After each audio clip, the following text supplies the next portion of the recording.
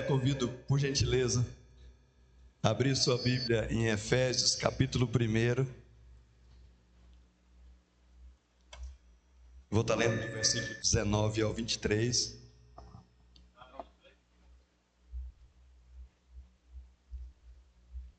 Efésios, capítulo 1, verso 19 a 23.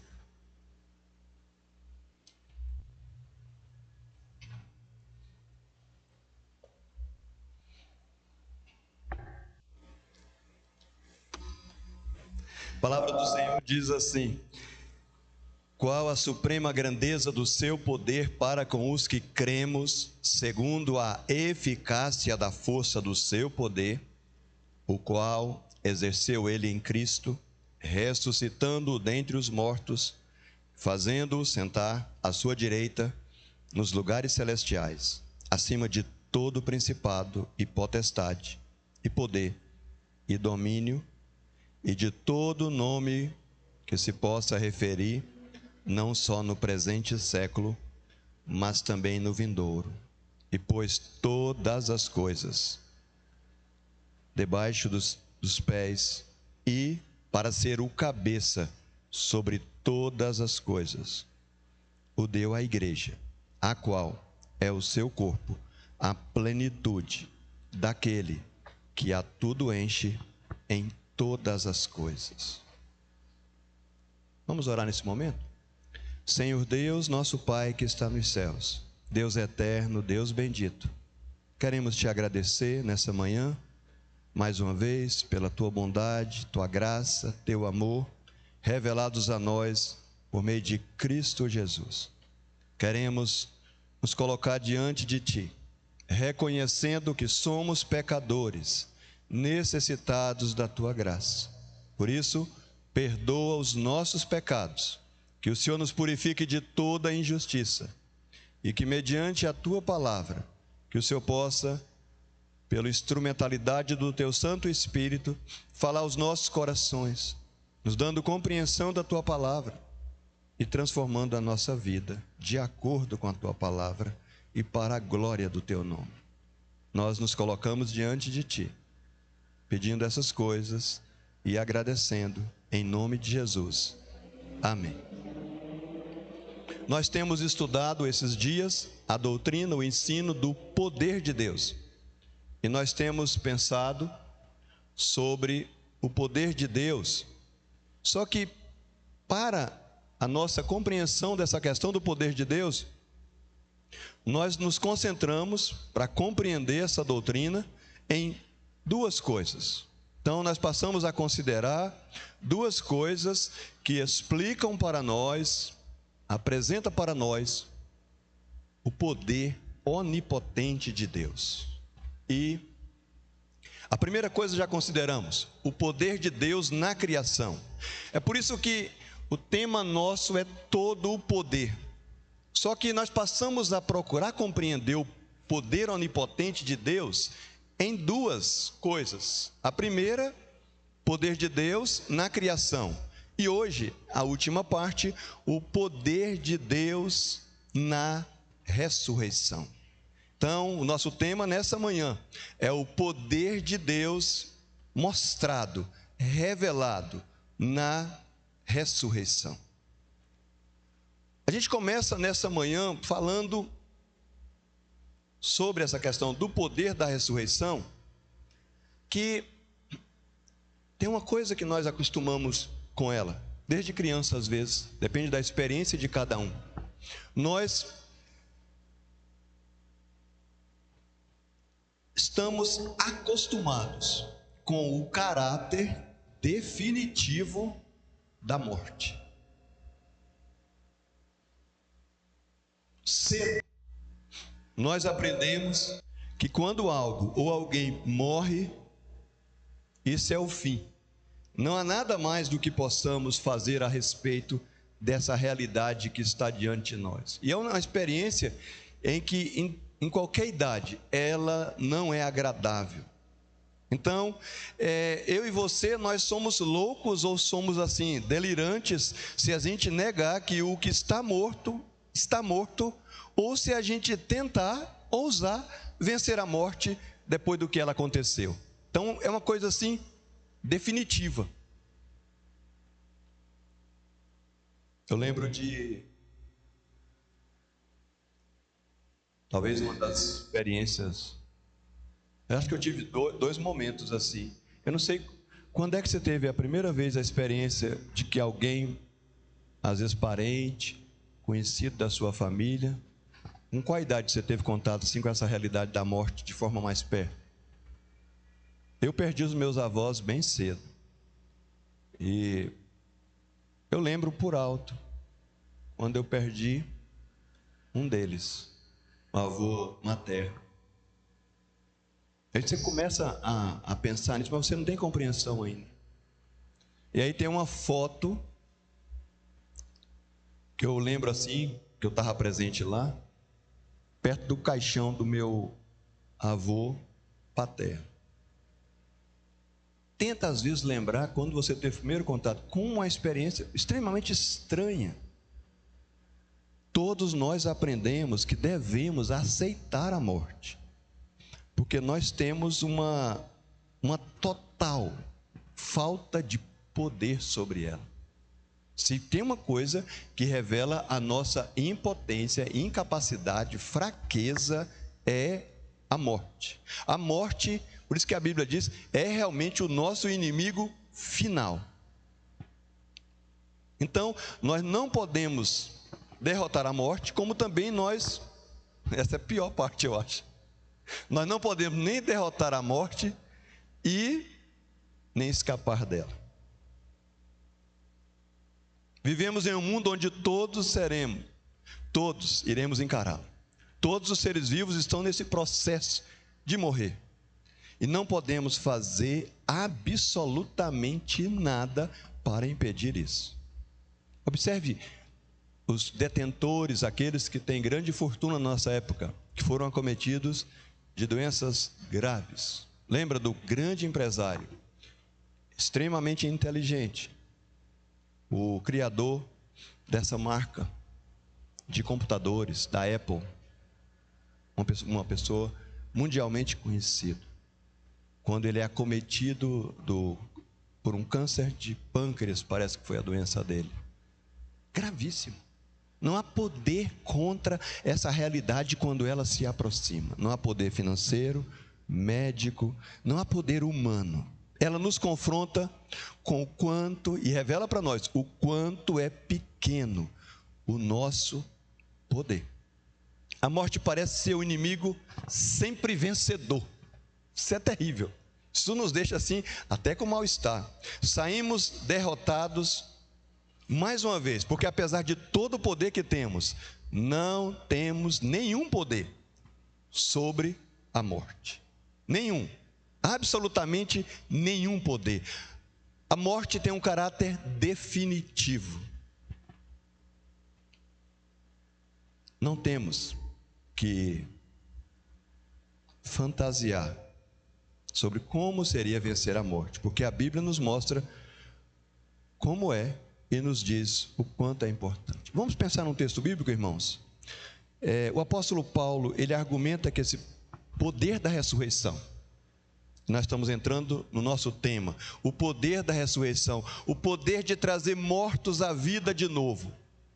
Ele está, olha que coisa interessante, o cristianismo, o evangelho, é a única fé, de forma histórica, de forma real, que traz esperança para todos que têm medo e pavor da morte.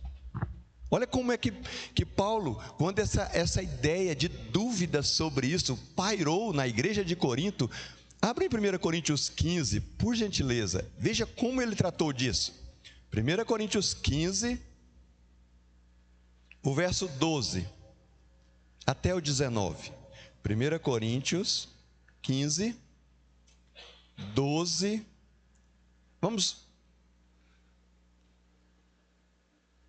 Observe esse texto. 1 Coríntios 15, verso 12 a 19. Ora, se é corrente pregasse que Cristo ressuscitou dentre os mortos. Como, pois, afirmam alguns dentre vós que não há ressurreição de mortos?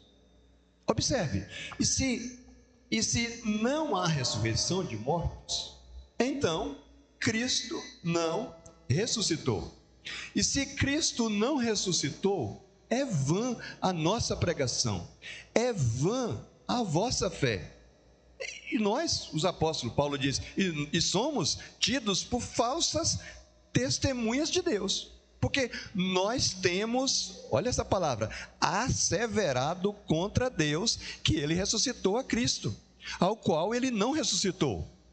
Se é certo que os mortos não ressuscitam, porque se os mortos não ressuscitam, também Cristo não ressuscitou.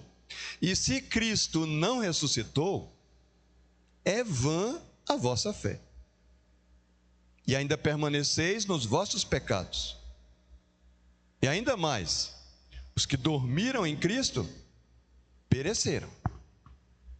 Terminando, se a nossa esperança em Cristo se limita apenas a esta vida, somos os mais infelizes de todos os homens. Paulo está colocando os coríntios para pensar, porque tinha alguns lá querendo trazer dúvidas sobre a essência do Evangelho, que é esse enfrentamento poderoso desse inimigo cruel, que é a morte. Ele fala, se não há ressurreição, então Cristo não ressuscitou dos mortos. E se Cristo não ressuscitou, então o nosso pecado não foi derrotado e a nossa fé é inútil. O que nós estamos tratando nessa manhã é esse poder único de ressurreição que Deus tem. E observe uma coisa, não é só um itemzinho em uma parte do Evangelho, não. A espinha dorsal do Evangelho, aquilo que sustenta o Evangelho, sabe qual é a doutrina? A ressurreição. Essa é a coisa mais assim sustentadora do cristianismo. E olha o que a gente vai afirmar: a graça de Deus é o poder da ressurreição. Isso é importante isso. Aí você consegue entender a dinâmica da graça de Deus na história. Vamos trazer para a nossa experiência comum essas coisas? Vamos pensar. Abram na experiência de Paulo com isso. Eu afirmei assim, a graça de Deus é o poder da ressurreição. Abram em Filipenses, por gentileza. Capítulo 3. Nós já lemos, mas vamos trazer um enfoque sobre isso. Eu creio que é importante a gente ler de novo. Quem estava questionando a ressurreição dos mortos em Corinto eram os falsos ensinadores que estavam chegando. Esse capítulo tem também a mesma... Pode observar que ele começa falando de falso ensino. Aqui no versículo 2. Maus obreiros, falsa circuncisão. Paulo então vai definindo os termos, e ele fala, dá uma olhada nesse pessoal. O verso 4, ele diz, olha, bem que eu poderia confiar também na carne, eu poderia confiar em mim mesmo. Se qualquer outro pensa que pode confiar na carne, eu ainda mais. Vocês não leram o meu currículo no LinkedIn? Em Filipos? Está aqui o meu currículo, olha o currículo. Verso 5, verso 6, está aqui. Mas sabe de uma coisa? O que vocês confiam, eu também confiava. Só que tem uma coisa. Verso 7. O que para mim era lucro, isso eu considerei perda por causa de Cristo. Sim. E aí entra no texto que eu quero destacar para os irmãos. Deveras considero tudo como perda por causa da sublimidade do conhecimento de Cristo Jesus, meu Senhor, por amor do qual perdi todas as coisas e as considero como refúgio para ganhar a Cristo. Tem uma pergunta para te fazer. Ele era ou não era crente assim, irmão? Era ou não era? E por que agora ele está dizendo para nós que quer ganhar a Cristo? Ele já não tinha ganhado? Em que sentido vocês acham que ele está querendo ganhar a Cristo? Para a gente começar a acordar. O que vocês acham?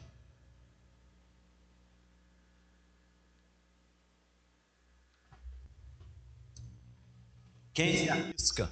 Se ele já era crente, quer ganhar a Cristo?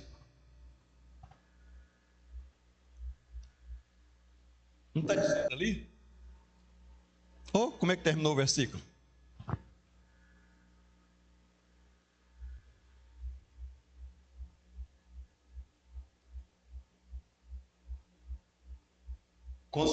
Considero como refúgio para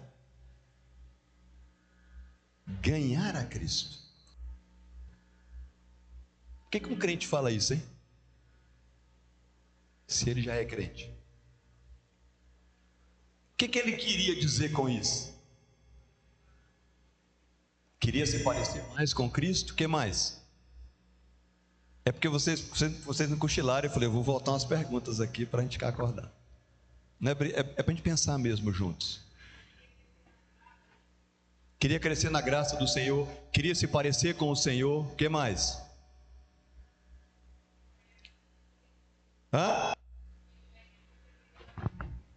Queria alcançar mais da fé. O que mais?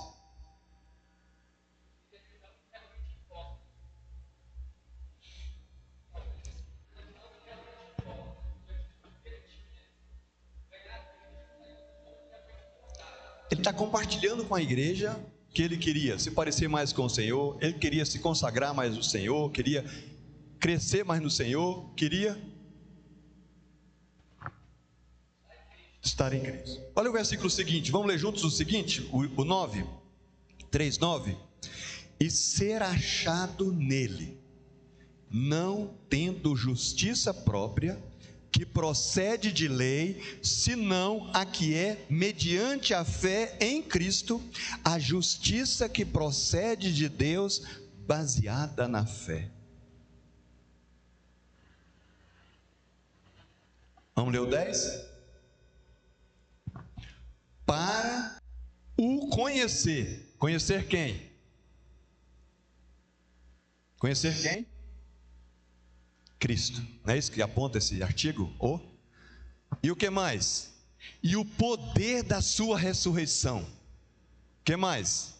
E a comunhão dos seus sofrimentos, conformando-me com ele na sua morte, para de algum modo alcançar a ressurreição dentre os mortos. Eu vim para esse texto porque nós afirmamos assim, a graça de Deus é o poder da ressurreição. Aqui nós estamos vendo a dinâmica do poder da ressurreição. A dinâmica do poder da ressurreição é como um impulso para que nós nos voltemos para quem?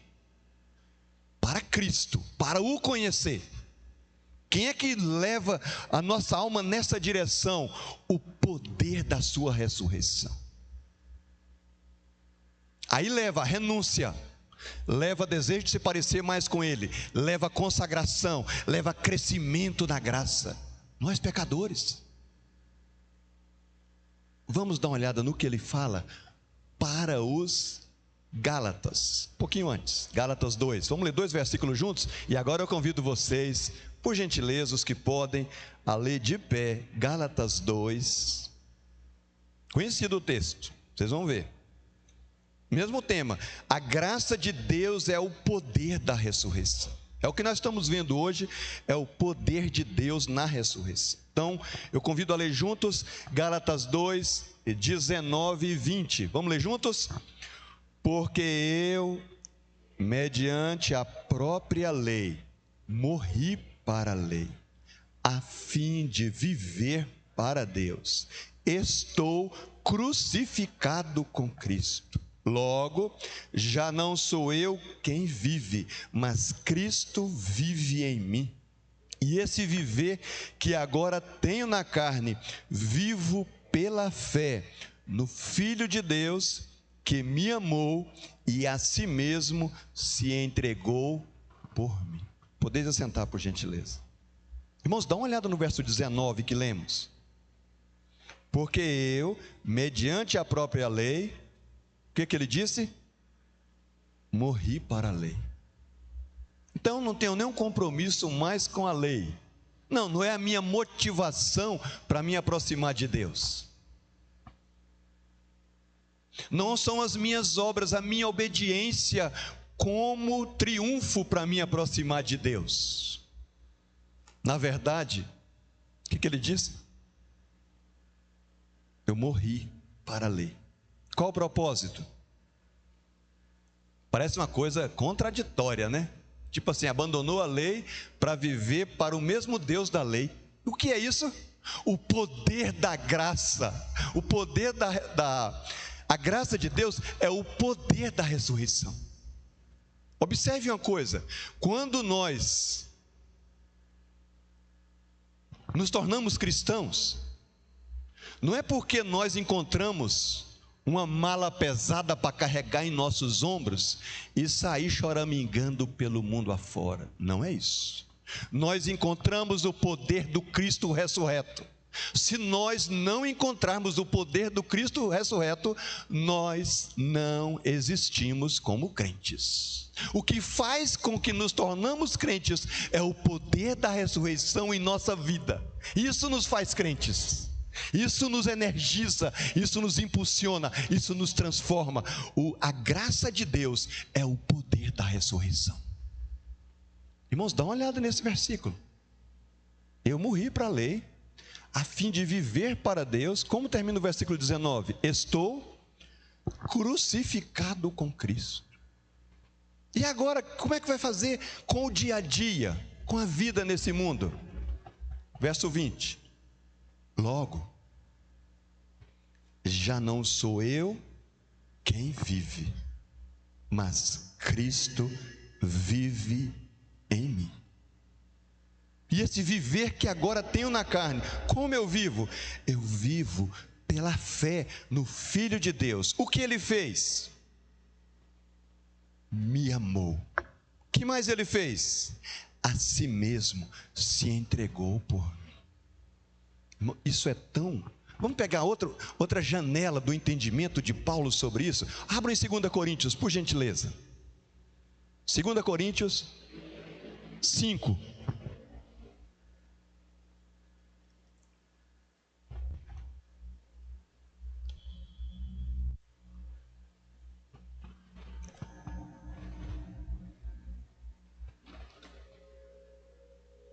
Coríntios também. Ele está falando do zelo dele. Está vendo aí que o nosso tradutor até colocou um tema do verso 11 em diante, 2 Coríntios 11? E assim, conhecendo o temor do Senhor, que é o que ele... a graça de Deus é o poder da ressurreição para que uma pessoa, um pecador como nós, possa falar isso. Conhecendo o temor do Senhor, persuadimos os homens e somos cabalmente conhecidos por Deus. Espero que também a vossa consciência nos reconheça. Não nos recomendamos novamente a vós outros. Pelo contrário, damos ensejo de vos gloriardes por nossa causa, para que tenhais o que responder aos que se gloriam na aparência e não no coração. Olha para onde está dizendo a temática que está envolvida nesse versículo. A questão de aparência, o que a pessoa acha que é, e aquilo que de fato ela é. Aí Paulo fala, porque se enlouquecemos é para Deus, se conservamos o juízo é para vós outros. Vamos ler o 14 juntos? E o 15? Pois o amor de Cristo nos constrange, julgando nós isto, um morreu por todos, logo todos morreram. Não é que parece com Gálatas? Ele diz, quanto à lei eu morri, estou crucificado com Cristo. Aí ele, olha, a graça de Deus, ela é o poder da ressurreição, porque, olha o verso 15, juntos, e ele morreu por todos, para que os que vivem não vivam mais para si mesmos, mas para aquele que por eles morreu e... Dá uma olhada no final desse versículo. Uma pessoa só encara o propósito da vida que Deus a chamou para viver se ele entender que a graça de Deus é o poder da ressurreição disponível para nós pecadores vivermos a nova vida que Cristo nos libertou e conquistou para nós. Olha o propósito. Agora, a pessoa entendeu isso. Aí você coloca ela na família, coloca ela na igreja, coloca ela no trabalho. Como é que ela vai enxergar a vida? Parecido com a experiência de Paulo. Verso 16. Vamos ler juntos? Assim que nós, eu e vocês, Coríntios, daqui por diante, a ninguém conhecemos segundo a carne. E se antes conhecemos Cristo segundo a carne, já não o conhecemos deste modo. Vocês já pensaram o que é conhecer Cristo segundo a carne? Gente boa, inteligentíssimo, intelectual como nenhum, fundou uma nova religião, tanto de coisa. Paulo, não. Ele invadiu a minha alma, trouxe uma nova vida, restaurou a minha relação com Deus, eu fui completamente perdoado, eu fui justificado, Deus está trabalhando dentro de mim. Essa é outra realidade. É por isso, isso é tão real. Olha o verso 17, conhecido nosso. E assim, se alguém está em Cristo, quem é essa pessoa? Nova criatura. O que aconteceu com ela? As coisas antigas já passaram, eis que se fizeram novas. Irmãos, realmente, a graça de Deus é o poder da ressurreição.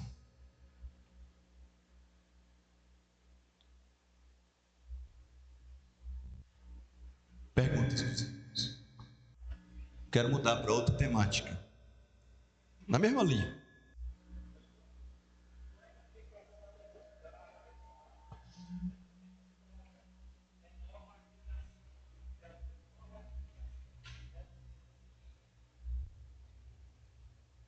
No rodapé da nossa Bíblia, a palavra nova criatura é nova criação. Não é isso que você está falando?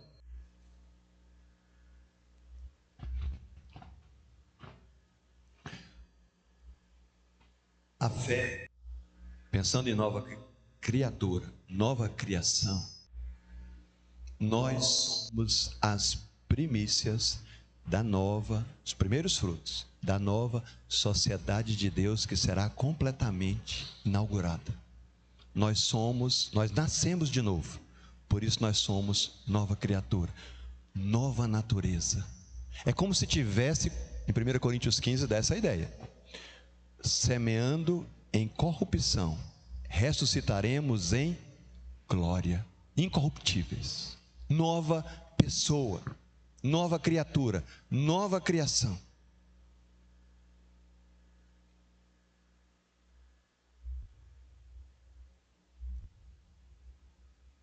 Filipenses, por favor.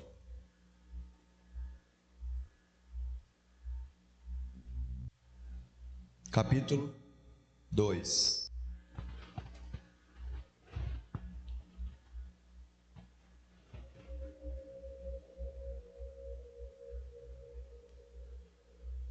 Vamos ler juntos. Filipenses 2, 12 e 13. Assim, pois, amados meus, como sempre obedecestes, não só na minha presença, porém muito mais agora na minha ausência, desenvolvei a vossa salvação com temor e tremor. Porque Deus é quem efetua em vós tanto o querer como o realizar, segundo a sua boa vontade.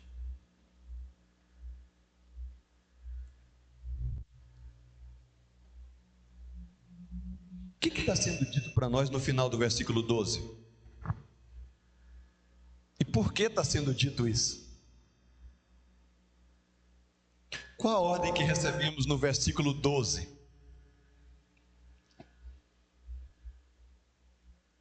Vocês não querem fazer pergunta? Eu vou fazendo pergunta para vocês. Qual é a ordem que tem?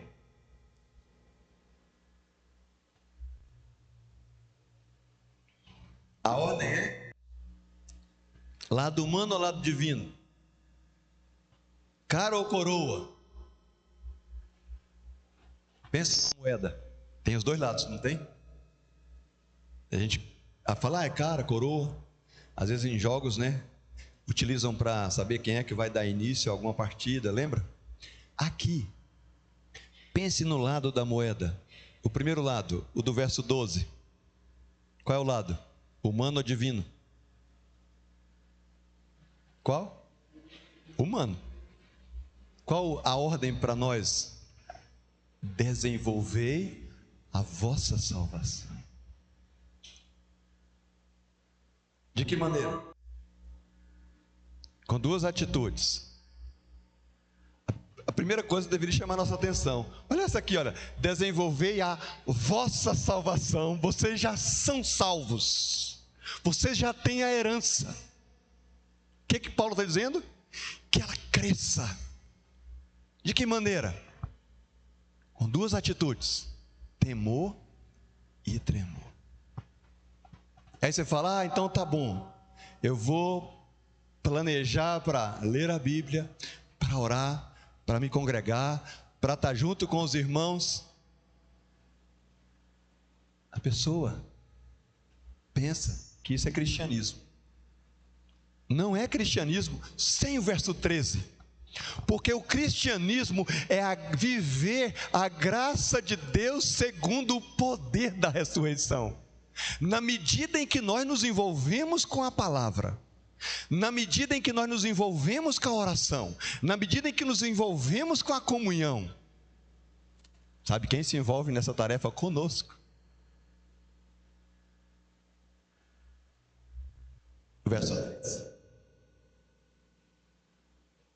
Porque Deus é quem efetua em vós duas coisas, tanto o querer como o realizar. De que maneira? Segundo a sua boa vontade. Boa vontade.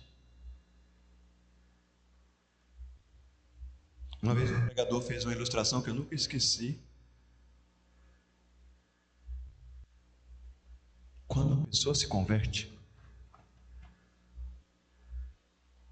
o Senhor, o Espírito Santo, chega com a caixa de ferramenta na vida dela. Como o pastor que trouxe essa ilustração era um africano, ele disse que ele chega com um macacão azul, vestido com aquela caixa de ferramenta, e começa a trabalhar na nossa vida. Na medida em que nós procuramos desenvolver a nossa salvação com temor e tremor, Deus, o Espírito Santo, continua efetuando em nós o querer e o realizar. Irmãos, pense numa coisa aqui, como é difícil a pessoa dizer que é crente e continua amando tranquilamente o pecado. Não dá para entender. Não dá. A pessoa tem que pensar se ela de fato, ou ela está em pecado e precisa de arrependimento, ou ela não entendeu que ser crente é ser tomado pela graça de Deus, mediante o poder da ressurreição.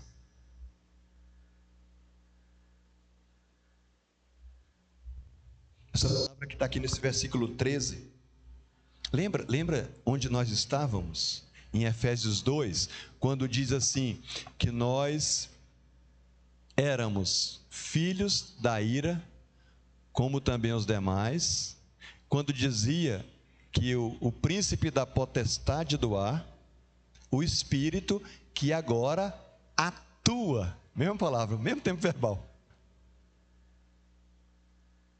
É uma coisa tão louca isso, né?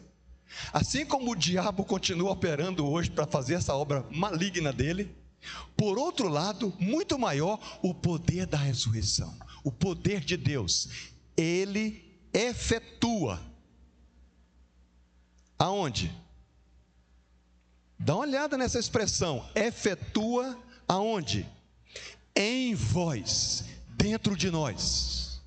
Nós só temos a certeza que somos crentes se nós tivermos consciência de que Deus está trabalhando no mais íntimo do nosso coração, onde tomamos as decisões, qualquer que seja na nossa vida. Fora disso, nós não temos a sua graça e o poder da ressurreição dentro de nós. Essa é a questão assim, bênção que Deus tem para nós, bênção, bênção, bênção sem medida. Olha os sintomas disso na nossa vida espiritual. E aí eu me junto a vocês, como pecador, no verso 14. Vamos ler juntos esse verso? Fazei tudo sem murmurações. Tem uma palavrinha nesse versículo que essa aí encontra na nossa natureza caída. Qual a palavra mais difícil do versículo 14? Ah, se ela não tivesse aí, seria bom, mas ela está. Essa palavra de 4 letras,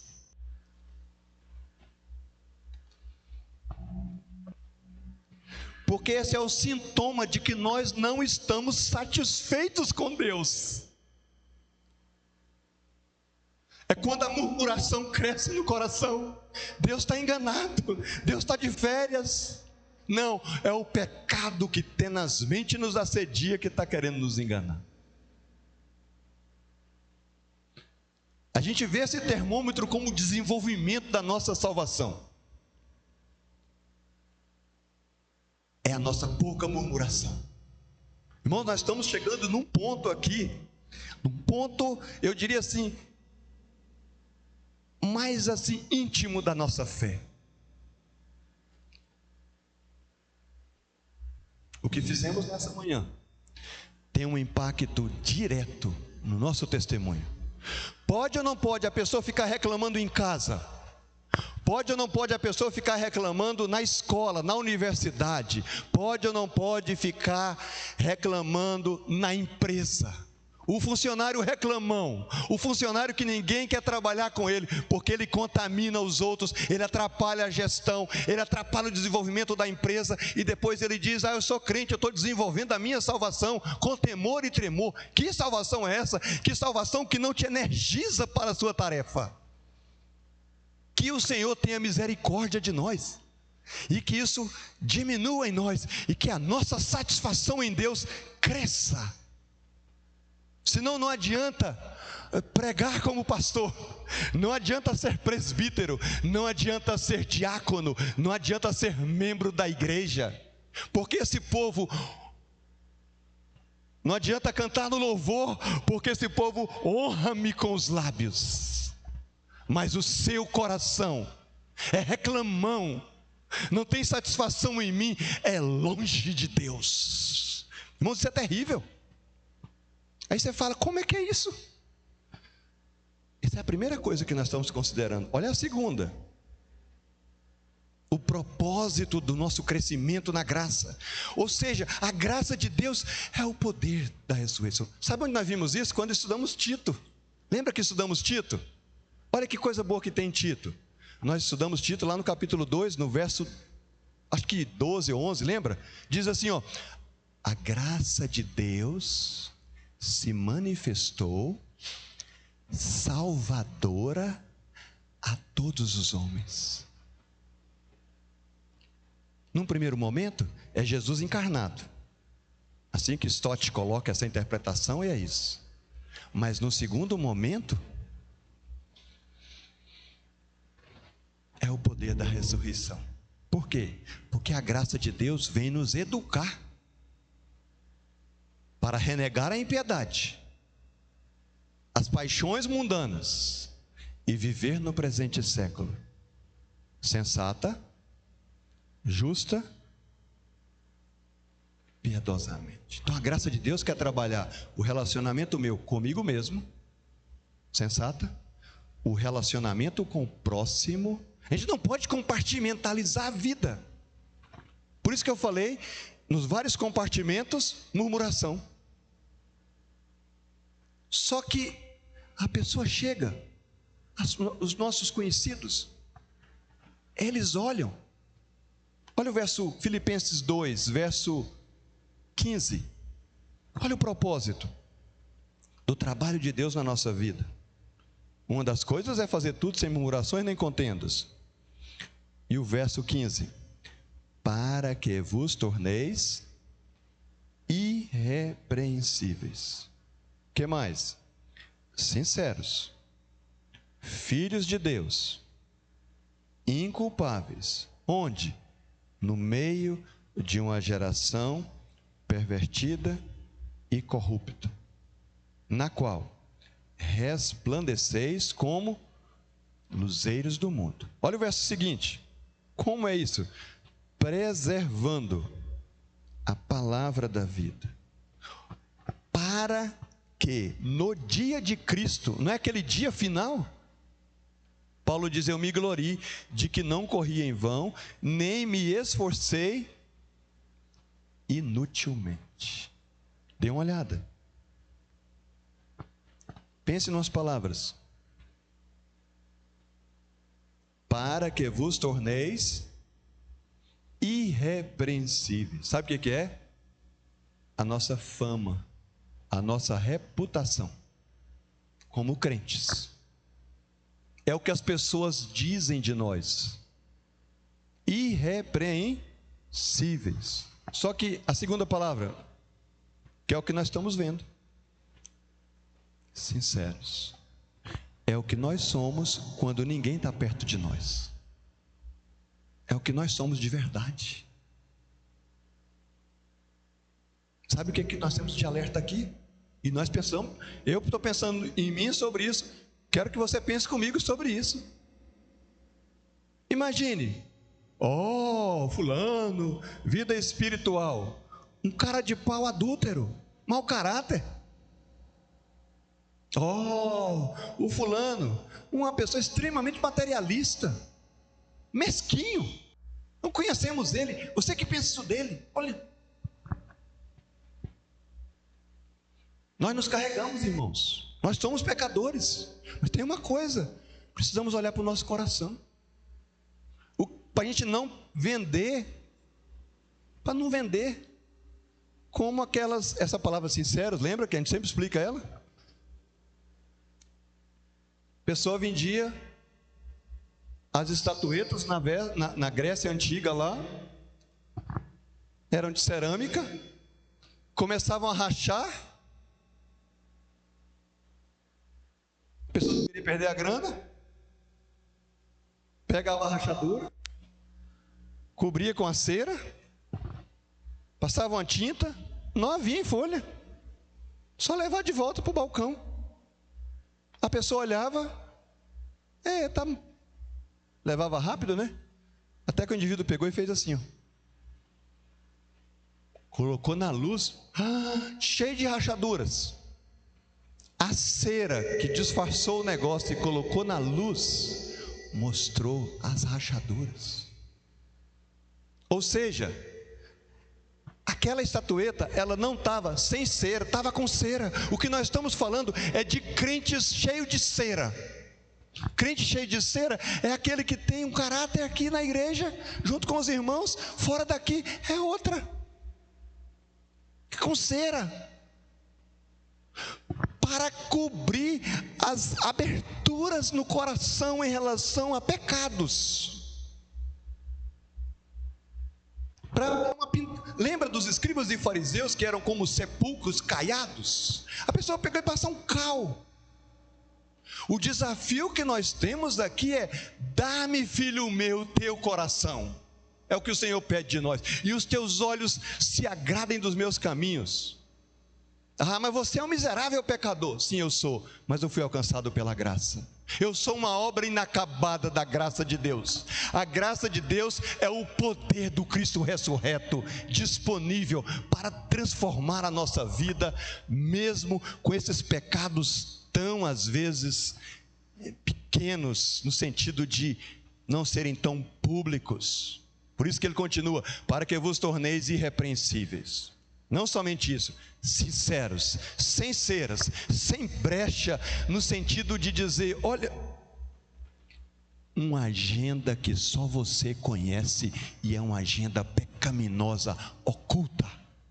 O que nós estamos falando aqui é no sentido de termos uma vida espiritual mais saudável, onde Deus entra. Olha o que eu quero dizer. Salmo 51, dá uma olhada por gentileza, um versículo que fala um pouco disso para nós, positivamente ainda, que é melhor. Salmo 51, olha o que o Davi, no seu arrependimento, ele fala para o Senhor. Verso 6, vamos ler juntos?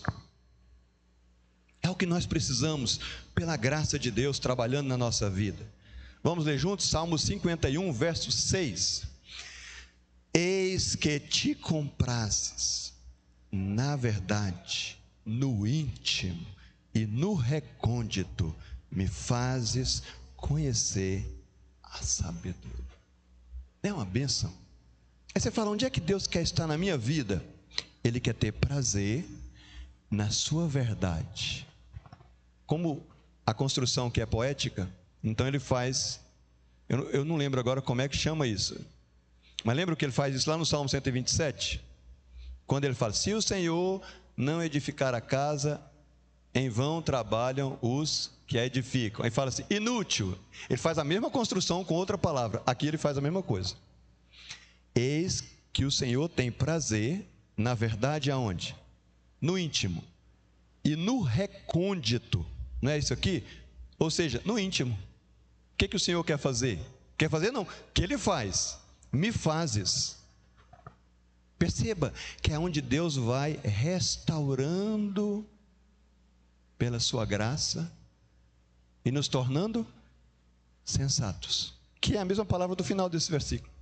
No sentido de sensato, é no sentido de uma pessoa sábia, conhecer a sabedoria, tomar decisões fruto do temor ao Senhor,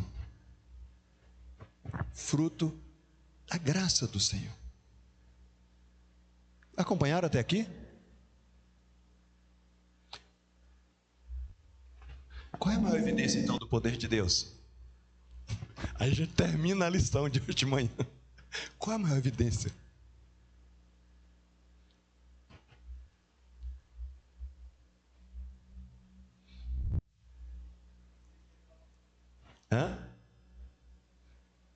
A ressurreição? A ressurreição do nosso Senhor Jesus Cristo. Mas e na prática, para as pessoas que não creem nisso? Uma vida transformada pela graça de Deus. É o cartão postal de que o Evangelho é totalmente crível. É o bom perfume de Cristo em nossa vida. Cheiro de vida para os que hão de herdar a vida, e cheiro de morte. Nós somos as cartas, lembra de Paulo falar deles? Cartas vivas de Cristo. É o poder da ressurreição aonde? Na nossa vida. Observe uma coisa. Esse texto de Filipenses, o poder da ressurreição, ele aponta, verso 16, se nós vivemos nessa dinâmica do Espírito e da graça do Cristo ressurreto, o que nós estamos fazendo, irmãos? Preservando a palavra da vida. Nós estamos antenados com a realidade de que aquele que começou essa boa obra em nós, ele irá concluí-la, terminá-la até qual dia? O dia de Cristo Jesus. Enquanto isso, o que devemos fazer? Desenvolver a nossa salvação com temor e tremor. Como? Olhando firmemente para o autor e consumador da nossa fé, Cristo Jesus. Como? Desembaraçando-nos de todo o peso e do pecado que tenazmente nos assedia, corramos com perseverança a carreira que nos está proposta. Que Ele nos leve a fazer isso. Você já pensou uma coisa?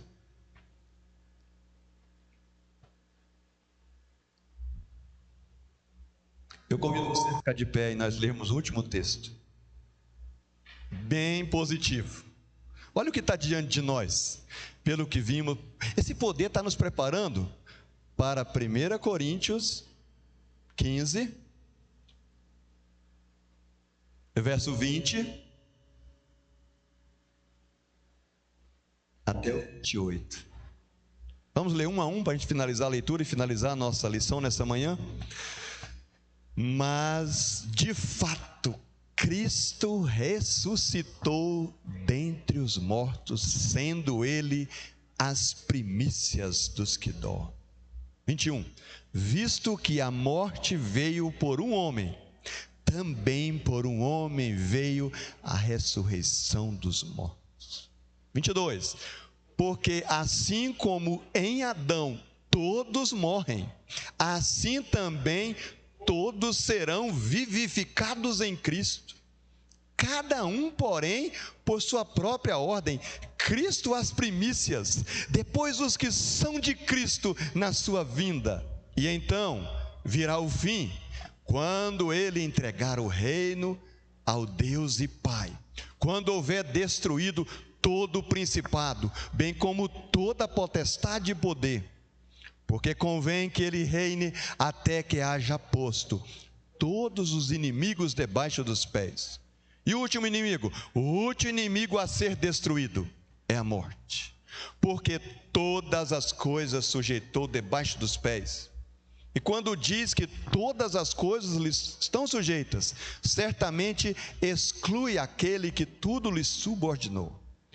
Quando, porém, todas as coisas lhe estiverem sujeitas, então o próprio Filho também se sujeitará àquele que todas as coisas lhe sujeitou, para que Deus seja tudo em todos. É para isso que nós estamos sendo preparados. E o que devemos fazer? Olha o final desse capítulo, versículo 58. O que devemos fazer? Portanto, meus amados irmãos, sede firmes e inabaláveis, sempre abundantes na obra do Senhor, sabendo que no Senhor o vosso trabalho não é vão. Amém? Podeis sentar, por gentileza, senão as professoras me matam aqui hoje. Enquanto as crianças vêm,